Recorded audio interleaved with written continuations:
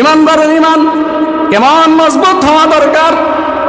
ইতিহাসের কিতাব আল বিদায়া ওয়ান নিহায়া এর মধ্যে একটি ঘটনা উল্লেখ করেছেন।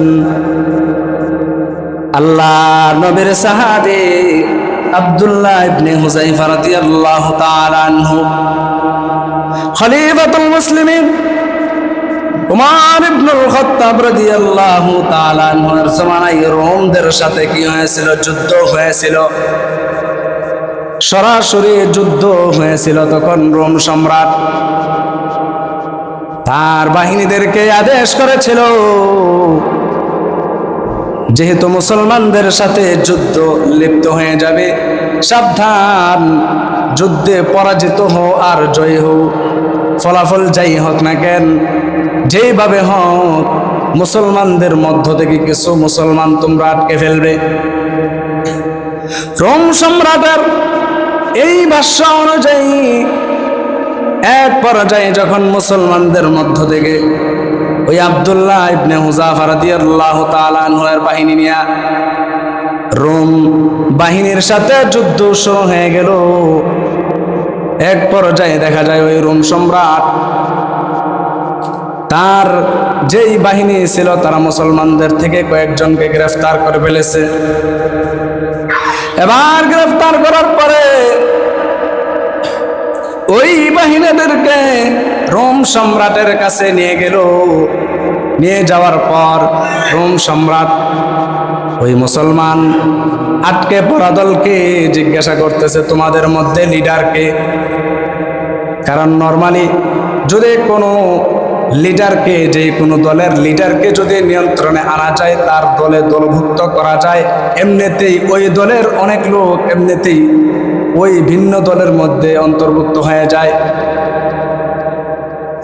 এইভাবে যখন জিজ্ঞাসা করলো যে তোমাদের মধ্য থেকে আমিরকে, লিডারকে, তখন একজন যুবক দাঁড়ায় গেল।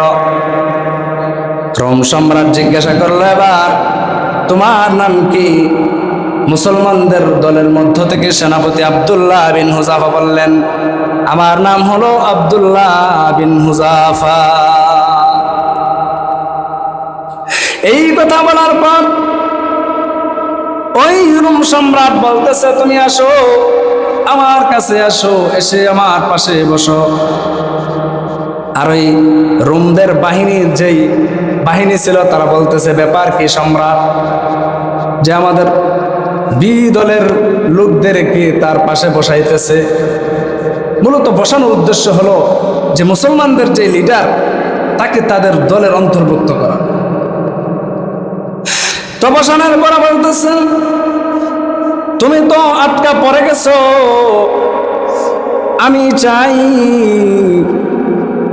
তোমাকে যেন গ্রেফতার না করি, যেন তোমাকে না মারি, সহজেই যেন সমাধান করতে চাই। ওই রোম সম্রাট আব্দুল্লাহ বিন হুযায়ফাকে বলল, আমি তোমাকে দেখে তোমার প্রতি আমার মায়া হয়ে গেছে, তোমার প্রতি আমার দয়া হয়ে গেছে।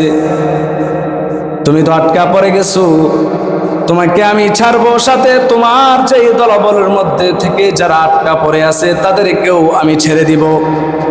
কিন্তু শর্ত হলো তুমি তোমার এর বিনিময়ে তুমি তোমার ঈমানকে ছাড়তে হবে।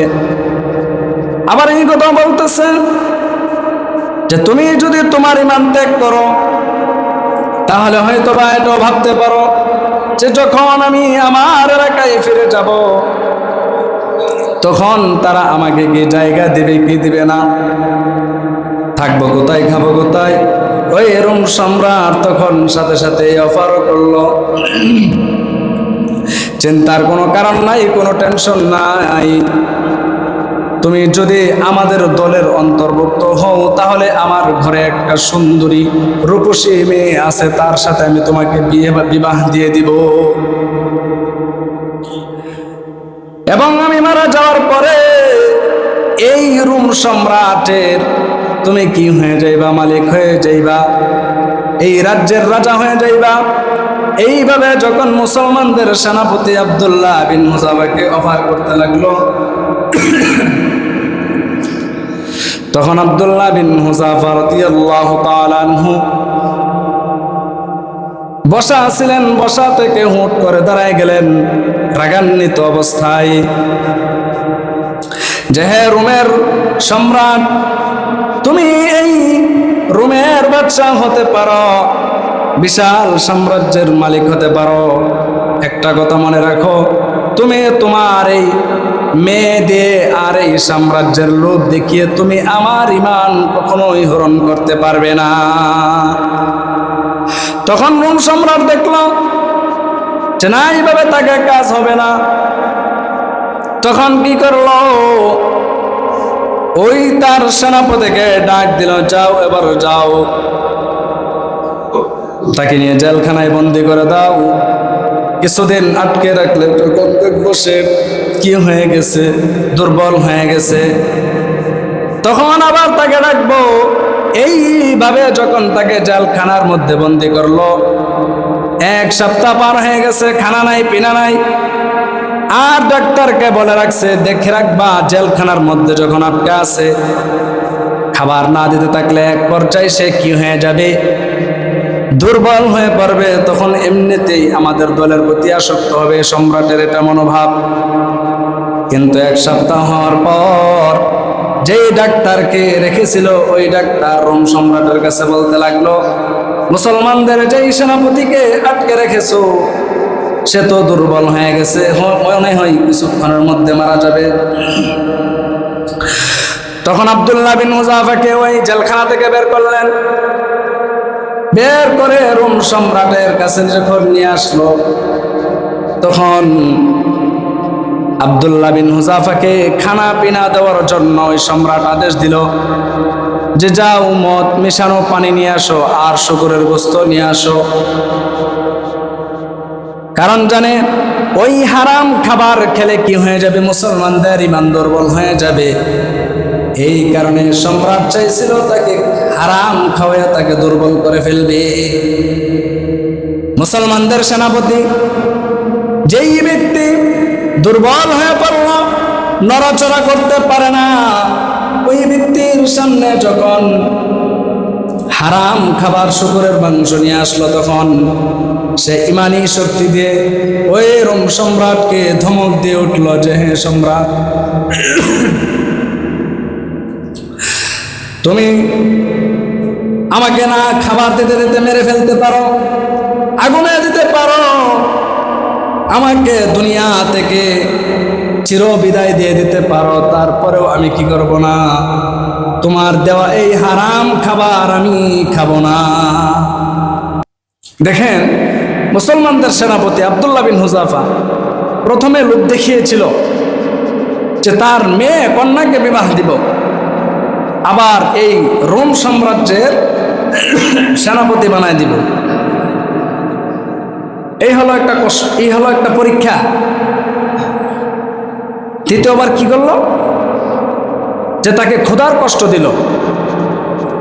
এই ব্যাপারে আল্লাহ তাআলা বলেন যে মুসলমানদের কখনো কখনো ক্ষুধার পরীক্ষা, কখনো কখনো অনাহারের পরীক্ষা, এগুলো দিতে হবে।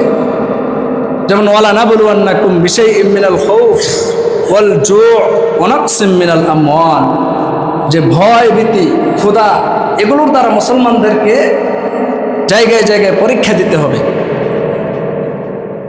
তো আমাদের তো এই পরীক্ষাগুলোর সম্মুখীন হতে হয় না, কারণ আমরা তো কোনো বেঈমান মুশরিকদের সাথে আমাদের কি হয় না, কোনো লড়াই হয় না। যে ইমানকে টিকিয়ে রাখার জন্য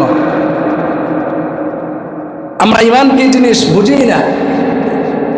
যে একজন সাহাবী মুসলমানদের সেনাপতি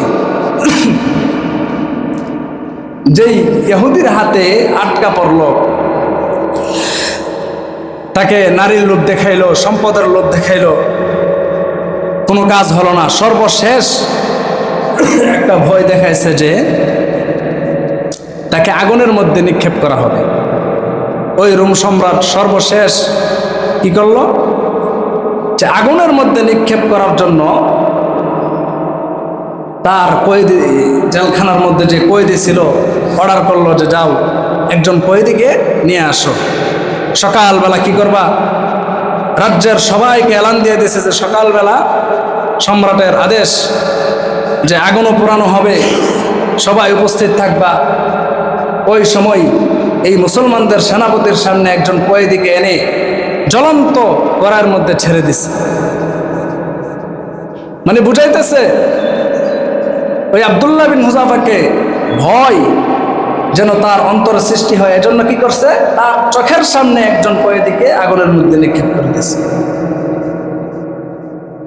এরপর সম্রাট বলতেছে যে এবার তুমি বলো, তুমি কি তোমার ধর্ম ত্যাগ করবে কিনা।